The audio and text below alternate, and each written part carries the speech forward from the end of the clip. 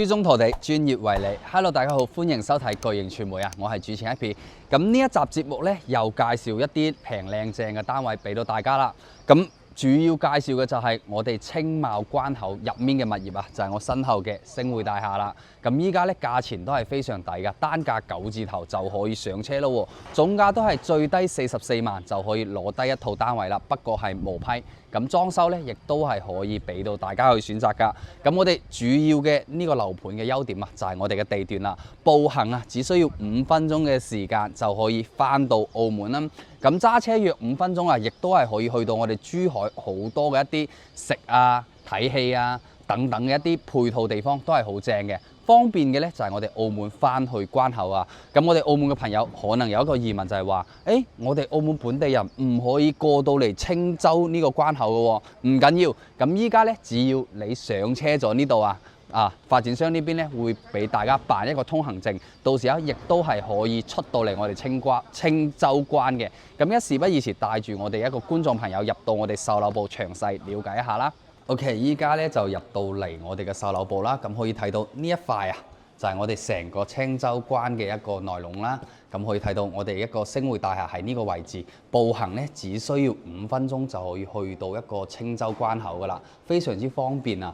咁包括我哋成個對面咧，可以望到成個澳門嘅一個半島啦、筷子基啦、遊艇會啦等等都係 OK 噶。咁鏡頭轉翻嚟可以睇到我哋呢個樓盤可以睇到總共咧係有25層高嘅。咁依家賣緊嘅咧係我哋5到9樓嘅一啲公寓嚟嘅可以睇到轉翻嚟呢邊可以睇到。咁1到4層就係商業啦，地下咧有2層負2層嘅車位。咁依家賣緊我哋嘅5樓啦到9樓噶啦。呢邊咧東向咧係帶陽台嘅，不過咧冇咩貨啦。依家賣緊特價嘅單位咧就係我哋呢邊嘅北面，最低咧都係44萬起到我哋48萬，都有交易一套49平方嘅一個公寓單位啦。咁我哋帶大家上去售樓部上面望一下係咩情況。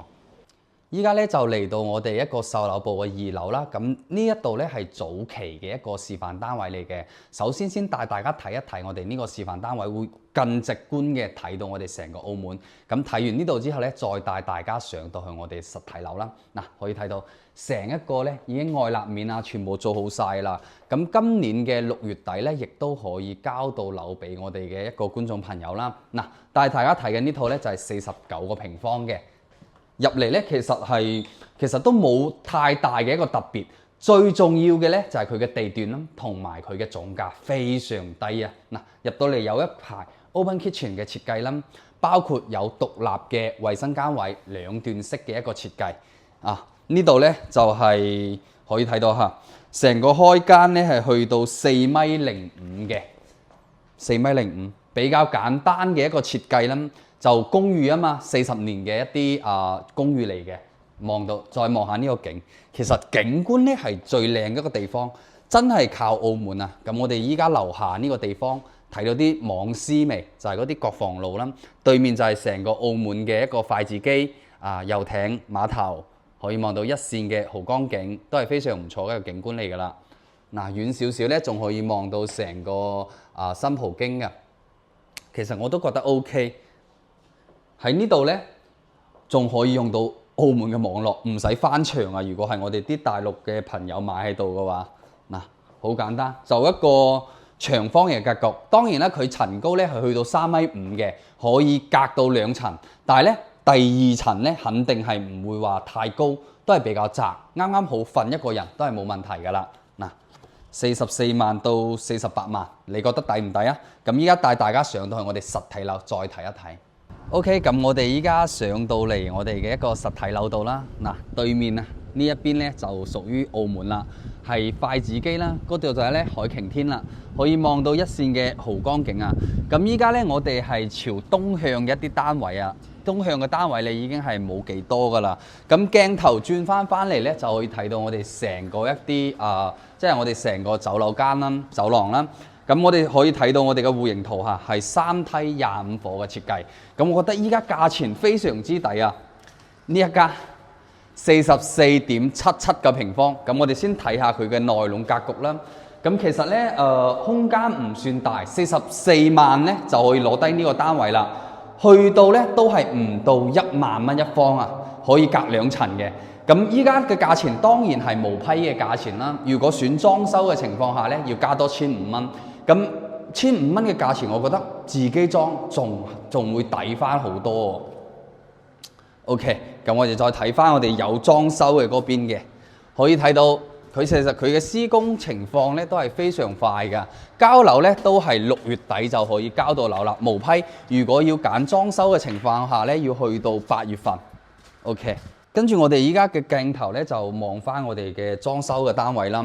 咁裝修呢一邊咧係要加到1500蚊一方嘅，我個人建議咧係去自己去裝會更加好啲。咁入到嚟就係一個衛生間啦，公寓嘅性質啦，冇明窗啊，好簡單嘅一個設計，2段式嘅一個乾濕分離。如果我哋嘅澳門朋友、香港朋友想喺用低總價上車嘅話，呢度都係 OK 㗎。Open kitchen 嘅一個設計啊，開放式嘅一個廚房，3.5米嘅層高咧，佢係隔咗有2層。即係話可以作為啲細兩房去選擇嘅，可以睇到其實隔2層，我覺得唔係非常好用，因為上面大家可以睇到我1.74米嘅身高啊，我過嚟呢度咧有啲頂頭嘅，其實咧到上面呢一層咧都係伸唔直條腰噶啦，所以話做一個客房緊湊性去使用都係 OK 嘅。如果要太闊落嘅話就唔得啦。下面咧就係咁樣一個設計啦。咁我哋而家朝北向，依家嘅單位咧係44萬到我哋嘅51萬啦，都係有得大家去選擇㗎。平均均價咧都係9000幾，唔過10000蚊。OK， 係啦。咁我哋再睇下南向嘅單位啦。OK， 咁我哋就嚟到我哋南向嘅單位啦。其實格局係一模一樣嘅。入到嚟咧就可以睇到，我哋啱先就冇隔2層啦，呢個單位啦，呢個係49，比我哋啱先嗰個大咗咧，一模一樣嘅，冇大啊，都係49.38個平方嘅，我覺得唔隔2層會仲加舒服啦。OK， 咁大家嘅格局就睇完啦，呢一集節目咧就介紹到呢度，公寓性質下。就得一個字平啦，跟住地段咧返澳門都係比較方便㗎。咁下期咧仲會對大家推薦更加多啲我哋珠海呢邊嘅靚樓㗎。咁我哋下期再見啦，拜拜。